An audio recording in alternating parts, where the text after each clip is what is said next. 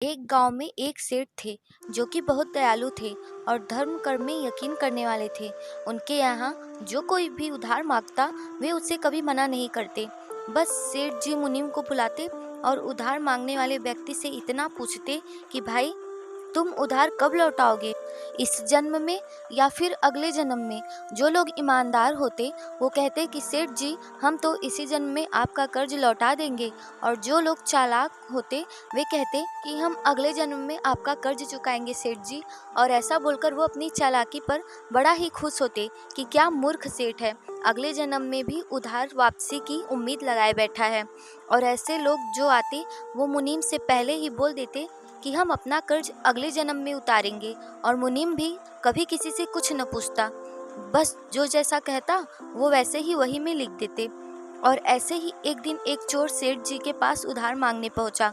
उसे ये पता था कि ये सेठ अगले जन्म तक के लिए पैसे उधार देते हैं। उस चोर का मकसद सेठ की तिजोरी को देखना था, इसीलिए उसने कुछ रुपए उधार मांगे। वो सेठ ने मुनीम से बुलाकर उधार देने को कहा। तब मुनीम ने पूछा, भाई इस जन्म में लौटाओगे या अगले जन्म में लौटाओगे? चोर ने कहा, इस रकम को मैं अगले जन्म में लौटाऊंगा। तब मुनीम ने तिजोरी खोलकर पैसे उसे दे दिए, और तब चोर ने भी तिजोरी देख ली। और तब उसने सोचा कि इस सेठ की तिजोरी को आज रात में ही साफ कर दूंगा। और वो उसी रात सेठ के घर आया और पास ही भैंसों के एक तबेले में छिपकर बैठ गया और सेठ के सोने का इंतजार करने लगा। तभी अचानक उस चोर ने सुना कि भैंसें आपस में बात कर रही हैं और उनकी भाषा ठीक से वह समझ पा रहा है। वहाँ एक भैंस दूसरी भैंस से पूछती है कि बहन तुम आज ही आई हो ना? उसने जवाब दिया, हाँ आज ही मैं इस सेठ के तबेले में आई हूँ। मुझे सेठ जी का पिछले जन्म का कर्ज उतारना है। और तुम यहाँ कब से हो? तब पहली वाली भैंस ने बताया कि मुझे तो 3 साल हो गया बहन, सेठ जी से मैंने कर्ज लिया था और अगले जन्म में लौटाऊंगी ऐसा बोला था।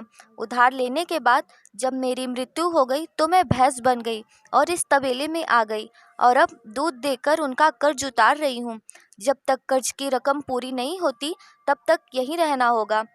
और जब चोर ने ये बातें सुनी तो चोर के होश उड़ गए। वह भैंसों की ओर देखने लगा।